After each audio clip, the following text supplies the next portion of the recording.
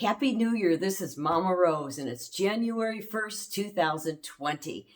And I wanted to just come on and do a quick video and go over some of the basic guidelines that I use for the way I eat. Now, I've coined myself a phrase and called myself a ketovore because I'm a little bit keto and a lot carnivore. So, and carnivore really technically is in the keto realm of eating because it's low or no carb at all.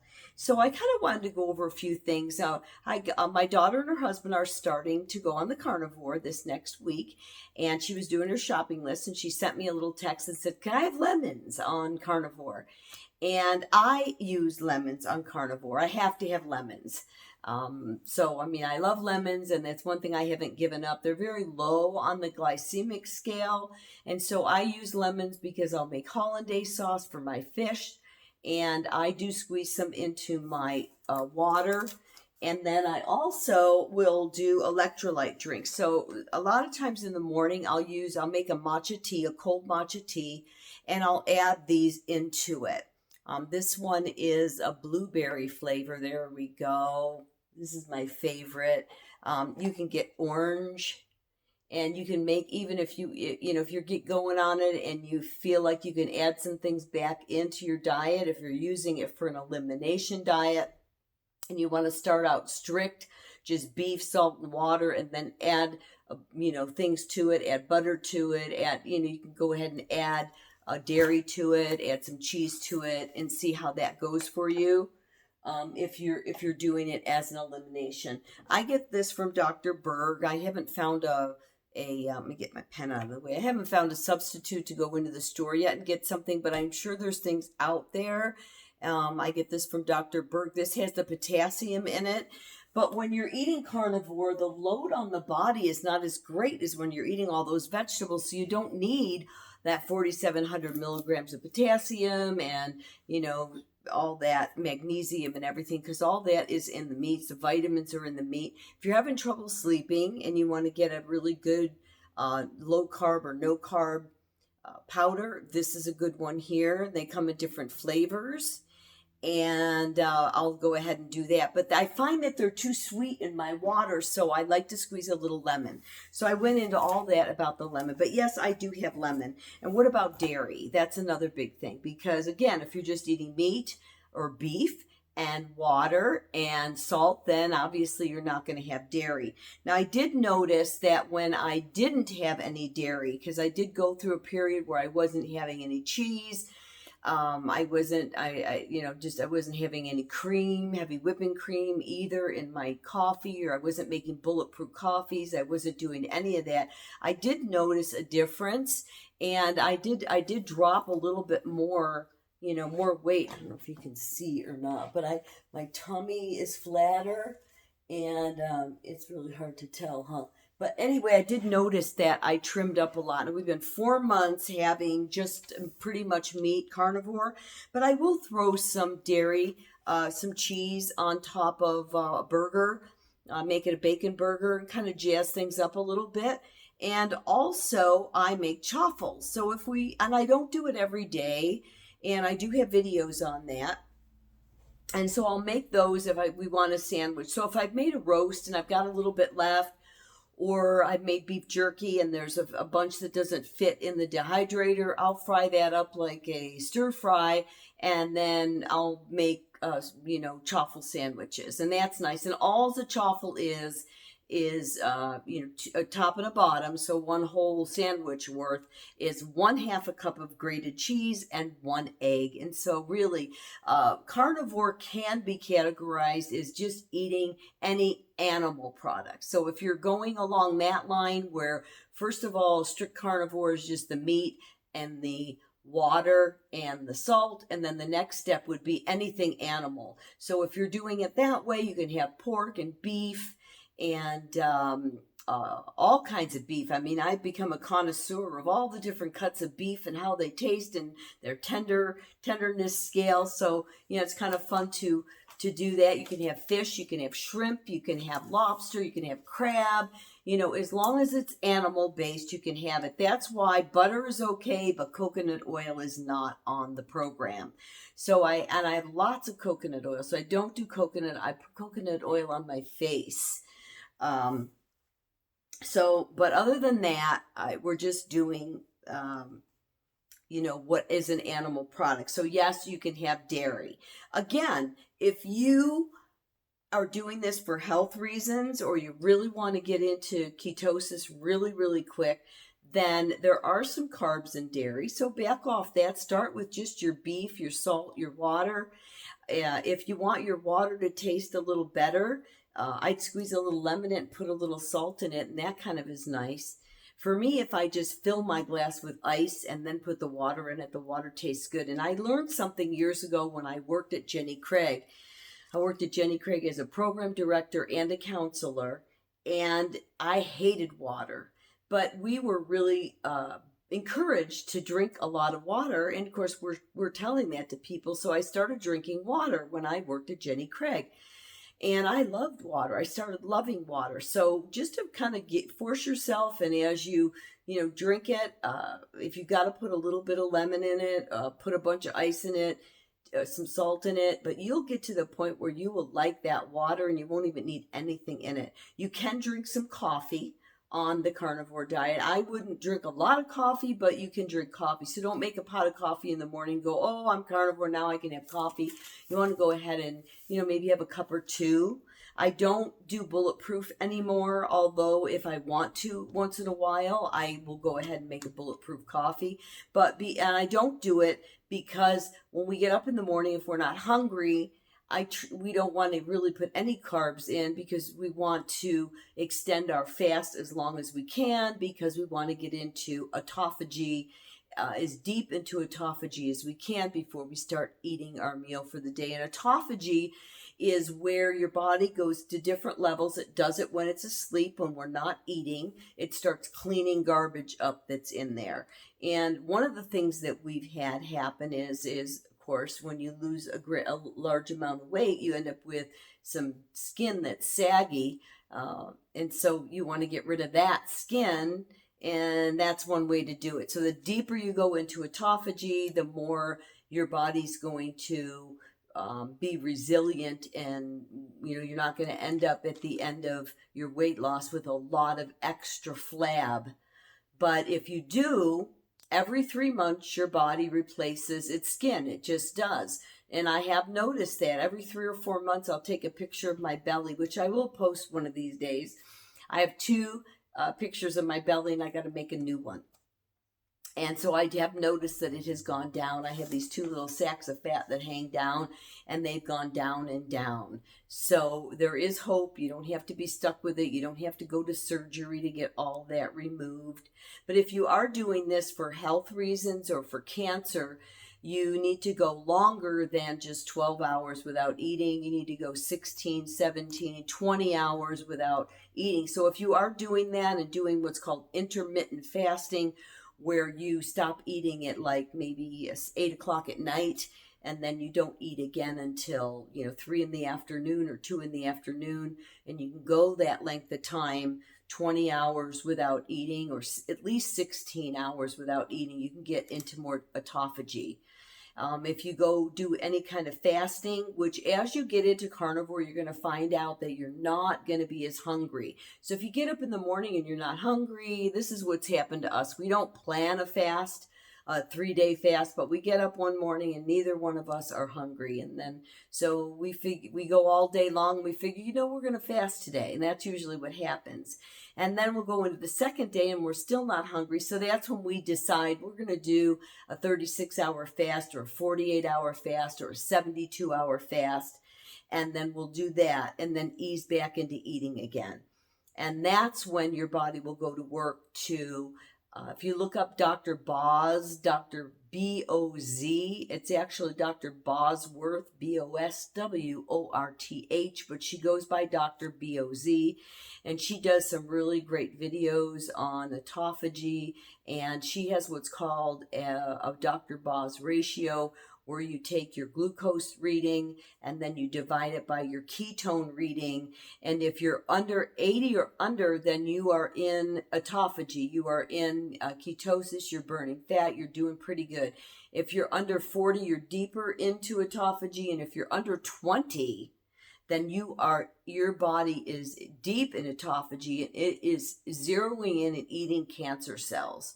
So again, if you are, ill and you've got cancer and you want to get into that zone, watch some of her videos. She wrote a book called Any Way You Can, and her mother was 71 when she was diagnosed with cancer. Big time cancer, and that's when they decided to go in and do some stuff. But she had been fighting it for 10 years, and Ben had a lot of illnesses.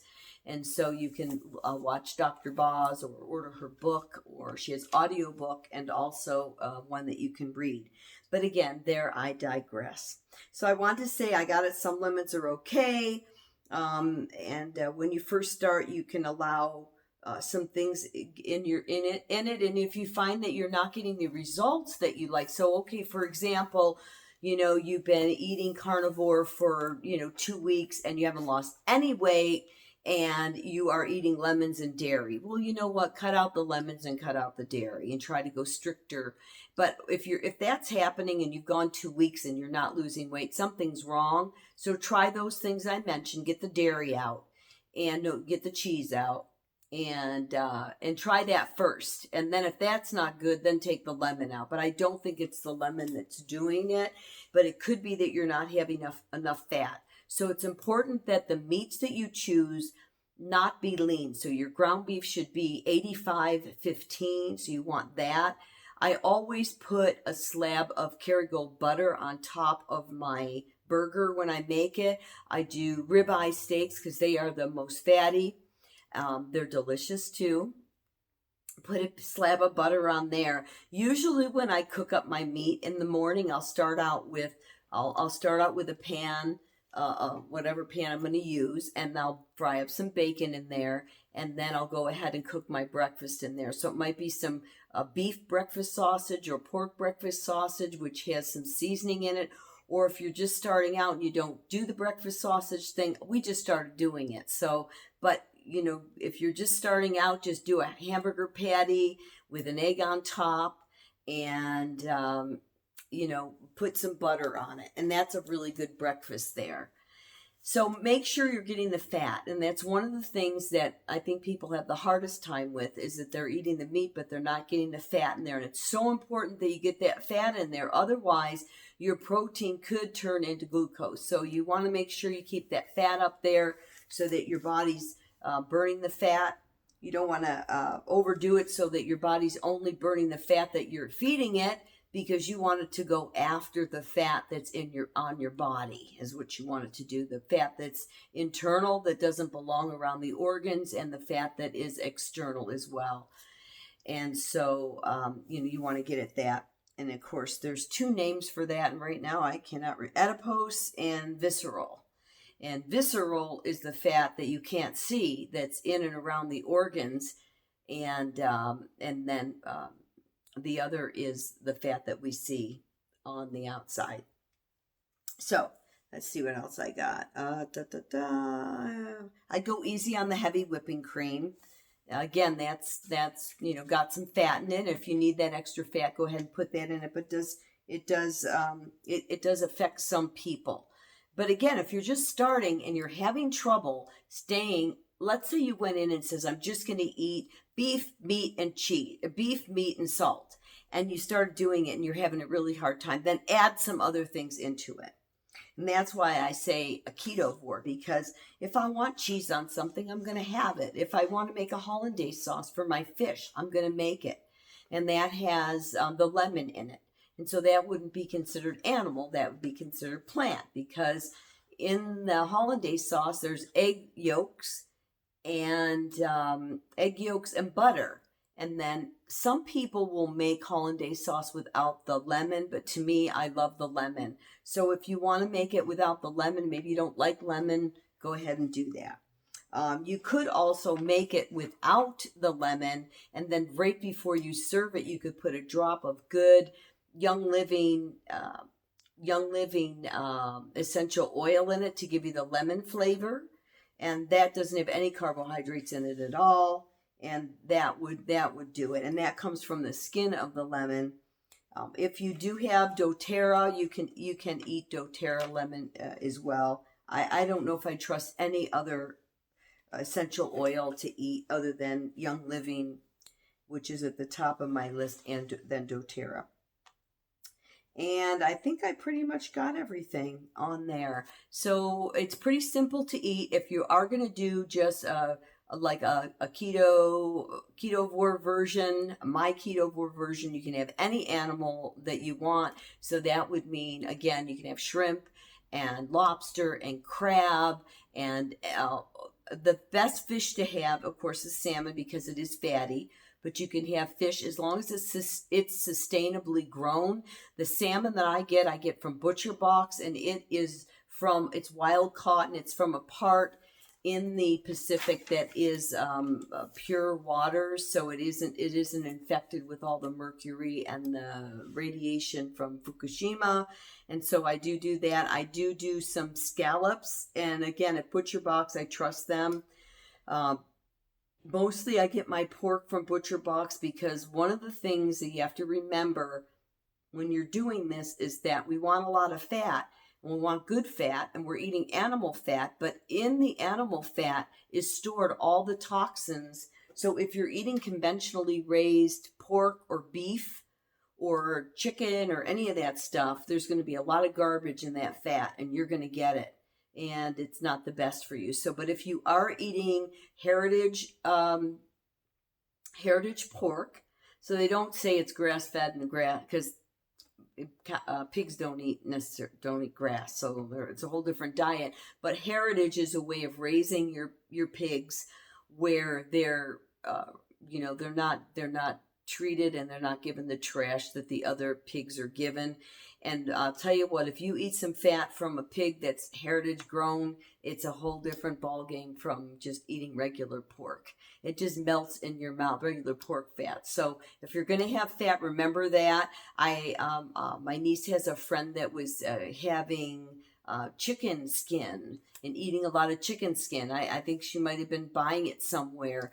And that's wonderful if your chickens are pasture raised. But if you're getting conventionally raised chickens, all the garbage, the antibiotics, and all the stuff that they're fed, diets that they're not really generally eating, then you're not going to do good for that with that fat. The same goes with your beef. If you're having conventionally raised beef, then stay away. Don't eat as much of the fat. And that's where one of the reasons why I think it's so important to eat grass-fed, grass-finished.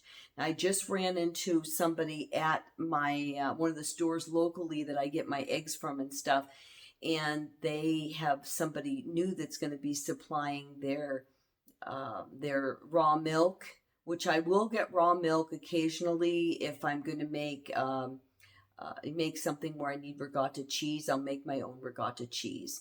So, but again, that's a whole nother story we won't go into. But anyway, this lady was telling me, I said, so do you do grass-fed, grass-finished? She said, well, we do grass-fed and grain-finished. Well, they do it themselves, and so I don't have as big a problem with it. But where I go and get my meat, it's grass-fed and grass-finished. They do not give it the grains. So if they are giving it the grains, they would need to be not genetically modified. Corn.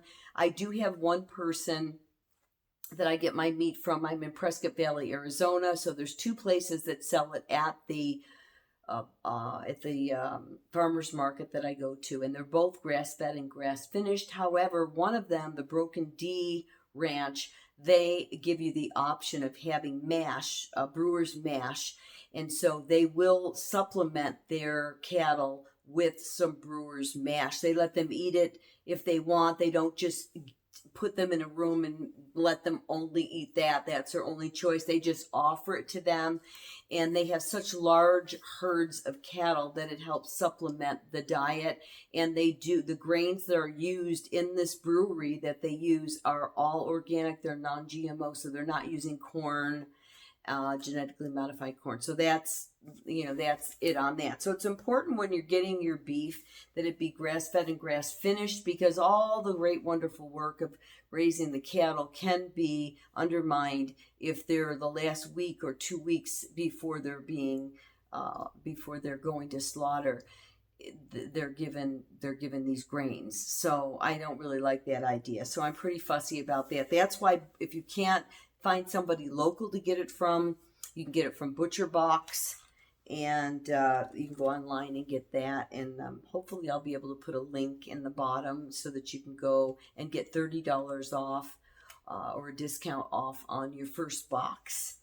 So anyway, that's pretty much it. And I'm sure there's a whole bunch more I'm missing. But again, you can have all the animal products that you want. And I would try, again, if you're doing this, if you're not hungry, try not to stick with breakfast, lunch, and dinner. Try to stretch your eating window or narrow your eating window. So stretch your fasting window. So if you've stopped eating at 8 o'clock at night, and you get up in the morning and then it comes to 8 o'clock in the morning, then you know you've gone 12 hours. So 8, and go another 4 hours onto that, that's 16 hours at noon. So many times my husband and I aren't hungry at all, and sometimes we'll eat at noon or 11:30, or we'll wait till 2 or 3 in the afternoon and we'll have our meal then. It depends on your work schedule and it's some variables like that, but find what works for you. And most of the time, breakfast is one that people will cut out, and they'll make the big meal of the day their dinner, and they'll start their eating window at maybe 5, and they'll go for 4 hours. Or you can go from 5 to 5 o'clock is your eating window. Stop eating at 7. That's 2 hours. And then that way, when you get up in the morning, you've gone 12 hours there. And so you can have your meal at 11 o'clock. Kind of, you have a brunchy kind of meal, and that'll sustain you all afternoon until you go to have your meal at 5 o'clock. Whatever works for you, try to get that going and find out what your body is naturally telling you. Anyway, Happy New Year, and there'll be more to come. I've run into some wonderful people that are carnivore, and 18-year-old of type 1 diabetic, and then his wife. I'm not sure what her problem was, but they are all carnivore, and so I'm really excited to interview them in the coming year. Hopefully I'll be able to do that soon. And then also I'm going to be interviewing some people that are willing to start doing this, and hopefully I'll get my daughter and her husband on here as well to kind of journal their journey along the way, and just to help each of us to answer some of the questions that you have. Can I do this? Can I do that? What if I do this? What if I do that? So at any rate, thanks for watching, and I will catch you soon. Bye.